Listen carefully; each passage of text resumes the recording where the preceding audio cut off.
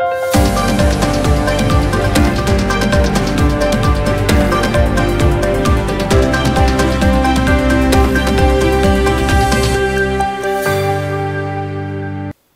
मी Priyanka. Shankhnath news चॅनलच्या मराठी बातमीपत्रात आपलं स्वागत करते. पाहुयात आजच्या काही मुख्य बातम्या. अमरावतीच्या पांढरी खानापूरमध्ये आंदोलक आणि पोलिसांमध्ये सोमवारी तुफान राडा झाला आहे. डॉक्टर बाबासाहेब आंबेडकरांच्या प्रवेशद्वाराच्या मुद्द्यावरून जमाव आक्रमक झाला आणि त्यांनी पोलिसांवर दगडफेक केली. दरम्यान जमावाला पांगविण्यासाठी पोलिसांनी जमावावर लाठीचार्ज केला. विभागीय आयुक्त कार्यालय परिसरातल्या या आंदोलनाला हिंसक वळण लागलं आहे. संतप्त जमावाने पोलिसांच्या व्हॅनवरही दगडफेक केली असून या हल्ल्यामध्ये काही पोलीस जखमी झाल्याची माहिती आहे. दुसरीकडे कायदा हातात घेतल्यास कडक कारवाई होईल असे पोलीस आयुक्त नवीनचंद्र रेड्डी यांनी स्पष्ट केले. शंखनाथ न्यूजसाठी ब्युरो रिपोर्ट. राज्याचे विरोधी पक्षनेते विजय वडेट्टीवार व त्यांची कन्या शिवानी वडेट्टीवार यांची नावे चंद्रपूर लोकसभा क्षेत्रासाठी काँग्रेस उमेदवार म्हणून चर्चेत आहेत. मात्र या दोघांचे कार्यक्षेत्र गडचिरोली लोकसभा आहे. एकीकडे या दोघांनाही तिकीट दिली जाण्याची शक्यता असताना चंद्रपुरात स्थानिक महाविकास आघाडीच्या कार्यकर्त्यांनी विश्रामगृहात एक बैठक घेत चंद्रपूर लोकसभेचे तिकीट केवळ या लोकसभा क्षेत्रातील व्यक्तीलाच दिले जावे अशी स्पष्ट मागणी केली आहे. तसे एकत्रित पत्र देखील वरिष्ठांना पाठविले जाणार आहे. आमदार विजय वडेट्टीवार अथवा शिवानी वडेट्टीवार हे तांत्रिकदृष्ट्या गडचिरोली चिमूर लोकसभा क्षेत्रात मोडत असल्याने त्यांना इथली उमेदवारी जाऊ नये यासाठी आमदार प्रतिभा धानोरकर गटाने गावातच मोर्चे बांधणी केली आहे.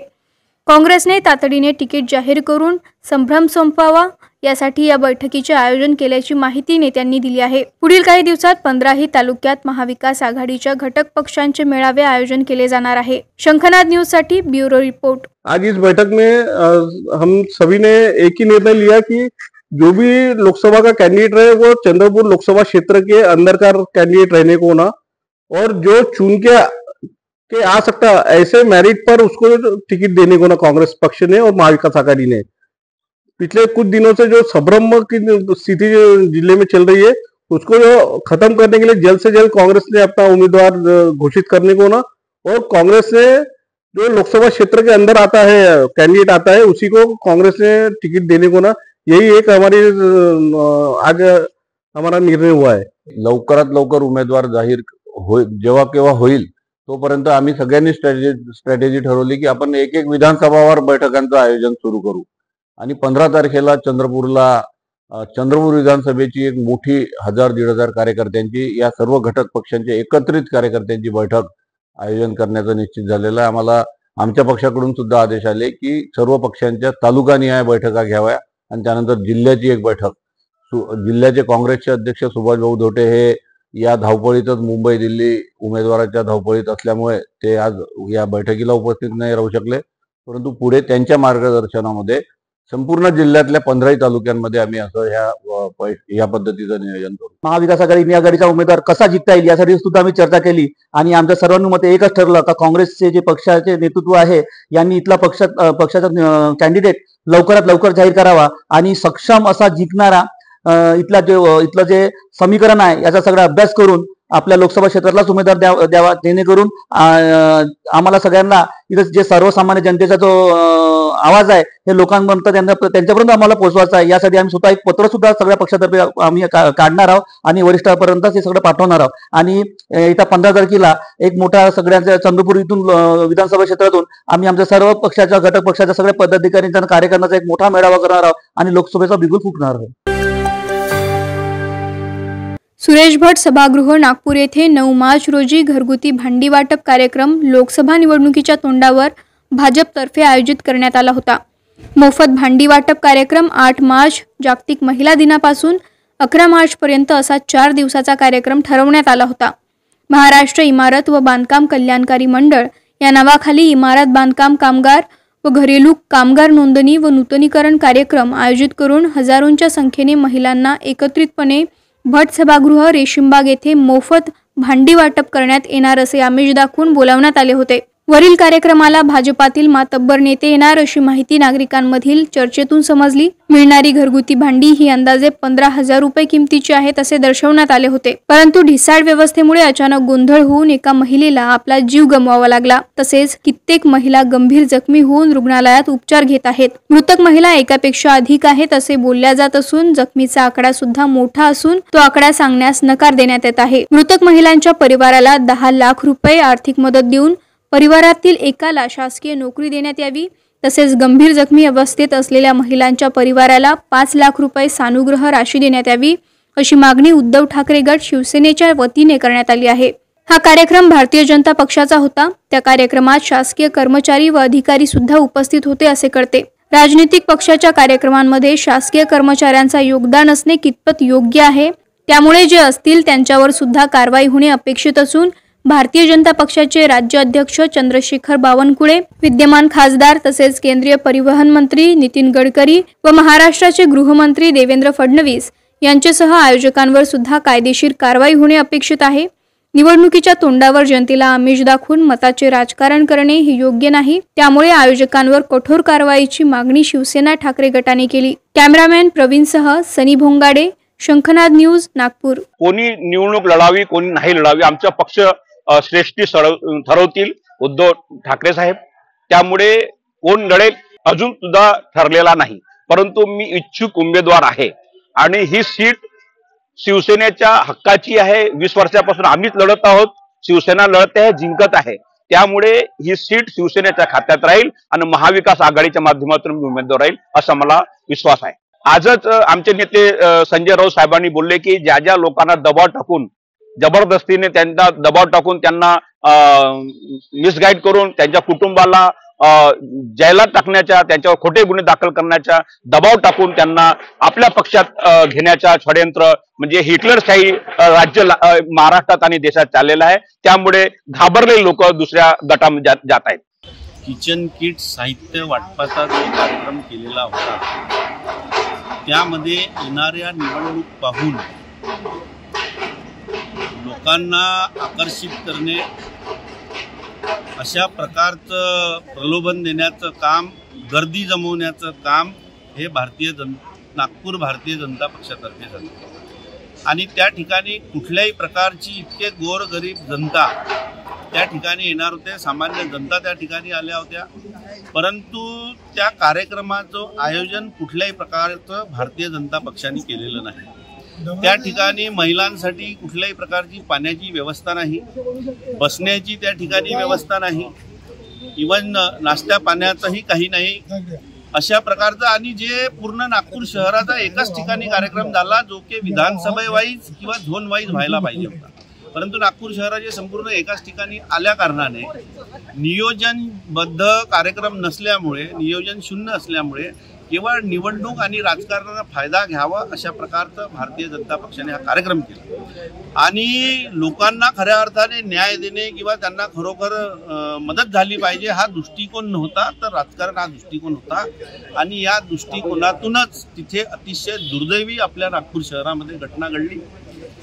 मनुताई तुळशीराम राजपूत या महिला त्या ठिकाणी मृत्युमुखी पडल्या, अनेक महिला जखमी झाल्या आणि अशा प्रकारचा महिलेचा अपमान त्या ठिकाणी झाला। महिला जागतिक दिवस एक दिवस पहिलेच झाला आणि भारतीय जनता पक्षातर्फे महिलेचा अपमान दुसऱ्या दिवशी अशा प्रकारे करण्यात आला आणि त्या ठिकाणी गृहमंत्री, पालकमंत्री देवेंद्रजी फडणवीस यांच्या दबावाखाली, भारतीय जनता पक्षाच्या दबावाखाली या पोलीस विभागाने आकस्मिक मृत्यूची त्या ठिकाणी नोंद केलेली आहे आणि उद्धव बाळासाहेब ठाकरे शिवसेनेतर्फे संपूर्ण पदाधिकारी, महिला आघाडी, युवा सेना यांच्या माध्यमातून ज्या दिवशी घटना घडली त्याच दिवशीपासून आम्ही संपूर्ण लोक मागणी करत आहे की सामान्य लोकांसोबत, महिलांसोबत हा अन्याय आहे। वर्तमानपत्रामध्ये सातत्याने बातमी येत आहे की हे चेंगराचेंगरी झाली आहे, न्यूजमध्ये, चॅनल्समध्ये ती बातमी आलेली आहेत। आम्ही स्वतः शिवसेनेचे पदाधिकारी म्हणून त्या ठिकाणी प्रत्यक्ष सगळ्या लोकांशी चर्चा केल्या, तेव्हा सकाळी पहाटे 5 वाजतापासूनच आणि काही महिला रात्रीच त्या ठिकाणी आल्या होत्या। गेट उशिरा उघडण्यात आला, त्याच्यामुळे आपला नंबर लागला पाहिजे या दृष्टीने सगळ्या बाया आतमध्ये जाण्याचा तिथे महिलांनी प्रयत्न केला आणि त्यामध्येच ती चेंगराचेंगरी झाली. आणि म्हणून आमची मागणी आहे की तो आकस्मिक मृत्यू नसून तो एक प्रकारे या आयोजकांनी, भारतीय जनता पक्षाने त्या महिलेची हत्या केली आहे. आणि म्हणून आमची मागणी आहे की मनुष्यवधाचा गुन्हा कलम 304A वर या भारतीय जनता पार्टी जे आयोजक आहेत त्याच्यावर गुन्हा दाखल करण्यात यावा. हे त्याच दिवशीपासून मागणी आहे. परंतु अद्यापही ती मागणी आणि वर्तमानपत्रामध्ये पण चेंगरी दिली आहे. अनेक व्हिडिओमध्ये पण आपल्याला माहिती आहे की तिथं चेंगराचेंगरी झालेली आहे, चपला सांडलेल्या अशा प्रकारचं सगळं असतानाही मनुष्यवधाचा गुन्हा दाखल झालेला नाही.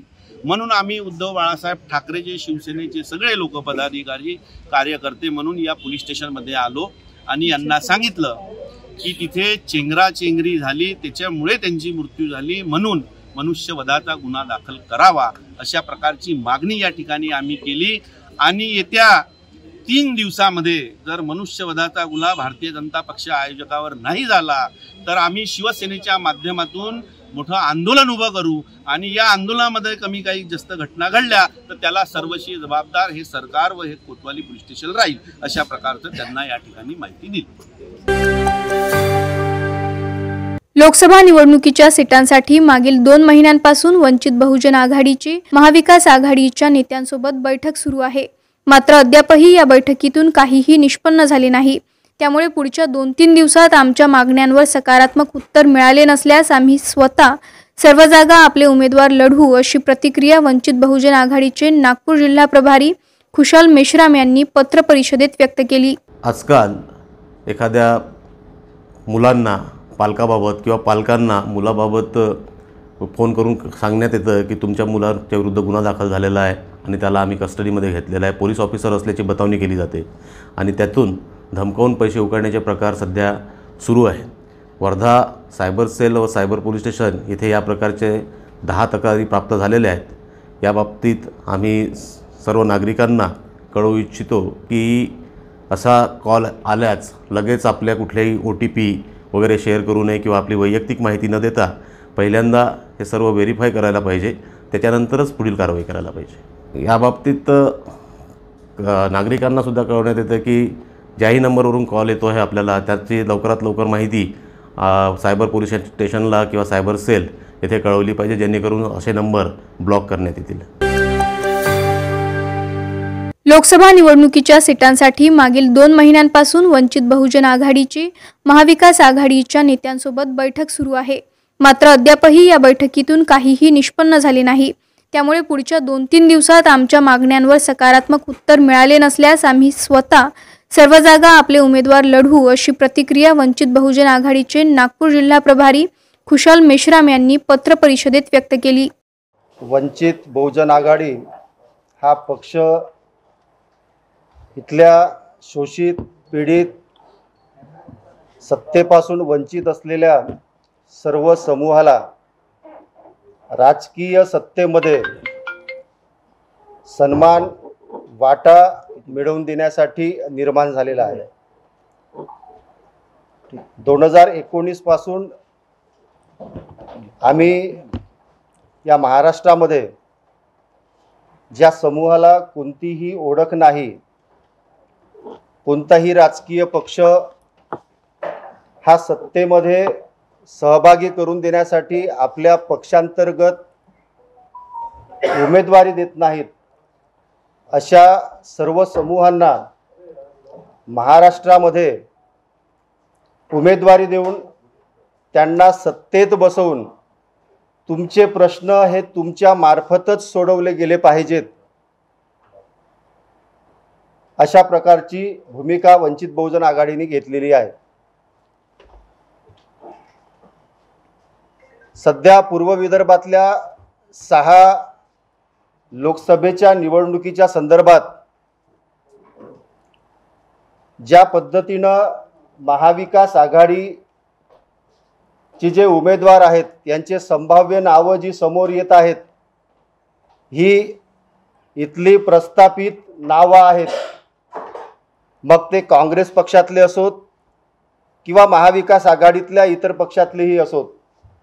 त्यामध्ये नागपूर असो, रामटेक असो, चंद्रपूर असो, पूर्व विदर्भातली जी 6 जिल्हे आहेत त्या 6 जिल्ह्यामध्येही प्रस्थापित घराण्यामधूनच नावं समोर येत आहेत. तर हे होतं आजचं बातमीपत्र. पुन्हा भेटूयात पुढील बातमीपत्रात. तोवर बघत राहा शंखनाद आवाज सत्याचा. नमस्कार. 77 वर्षापासून आयुर्वेद सेवेत असलेली शिवशंकर आयुर्वेदिक एजन्सी अनुभवी वैद्य डॉक्टरांद्वारे जटिल किरण रोगांवर विशेषतः आयुर्वेदिक उपचार उपलब्ध आहे. सर्व नावाजलेल्या कंपन्यांची औषधं आणि सर्व प्रकारची जडीबुटी आणि रोगप्रतिकारक शक्ती वाढवण्यासाठीही अनेक प्रकारची औषधं मिळवण्याचे एकमेव विश्वसनीय स्थान. आमच्या इथे सगळ्या प्रतिष्ठित कंपन्यांचे औषधी उपलब्ध आहे. मग वाट कोणाची बघताय? आत्ताच भेट द्या शिवशंकर आयुर्वेदिक क्लिनिक. आमचा पत्ता आहे योग कॉम्प्लेक्स, डॉक्टर मंगला केतकर हॉस्पिटलच्या समोर, महाजन मार्केट जवळ, टेम्पल बाजार रोड, सीताबर्डी, नागपूर. संपर्क साधा 86 05 24 50 80. Landline number 07 12 25 67 74 7.